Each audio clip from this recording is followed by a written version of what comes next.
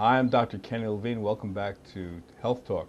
I need to let you know you can see us on UVerse Channel 19, Comcast Channel 87 south of us, and WEYW19.com on the web. I'm here with Dr. Tom Morrison from Baptist Health. So let's talk about somebody who's home. They fall, they cut themselves, or they maybe broke their arm, and they call their physician and say, well, I can't see you, go to the emergency room, the hospital, or go to your urgent care facility. What happens? Well, if they know where we are, that's half the battle, is Right. finding where the urgent cares are. They basically walk and register. We take almost all insurance plans. Those who have no insurance, there's a very clear pay schedule of what they can pay for ahead of time, and they're basically seen. The process is they're checked in, they're brought back, they're seen by the physician, and usually if a diagnostic study is required, like an x-ray or labs, we do it. We can provide medication.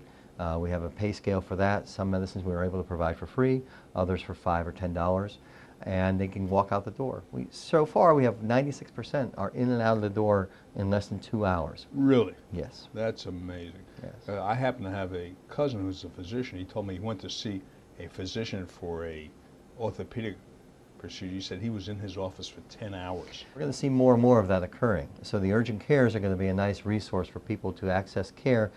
The other thing too is that for insurance plans, insurances prefer urgent cares. The cost is kept down, and they reflect that for the patients too, so the copay usually is much less than an ER copay. I've heard that patients who don't have a medical doctor or have medical insurance use the ER as their physician. Now what happens and how does that relate to what you guys are doing? Well, you're absolutely right. A lot of people do utilize the health care through ER or urgent cares, and they're evaluated as they present, meaning when they give their credentials to the registration will give them the options. There's a difference between urgent care and emergency care. Absolutely. What's the definition? Well, I can give you the details, but bottom line is if you're having chest pain, abdominal pain, or neurologic symptoms, meaning you can't pick up a glass or you can't move an arm, that's emergent. You know, you're talking about strokes, heart attacks, possible surgical interventions required, and that requires a hospital setting. Urgent care are lacerations, infections, flu, for example. We had a big epidemic recently. It's just now tapering off. Right. Sprains, strains, and things like that. Those are not considered emergent, meaning they're not going to be life-threatening within a few hours. It could be life-threatening in 24 or 48 hours. They do need medical attention. Well, you know, there are all different scenarios now for medical care. Yes. I have another family member who is a physician who doesn't go to the hospital anymore.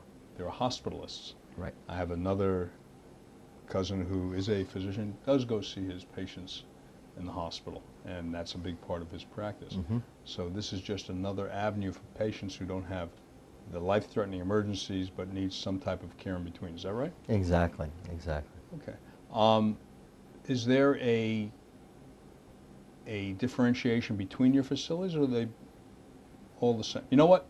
Before we get on to that, we're going to take a break, and I'm going to come back. Again, it's Dr. Kenny Levine with Health Talk. We'll be back in just a moment. Thank you.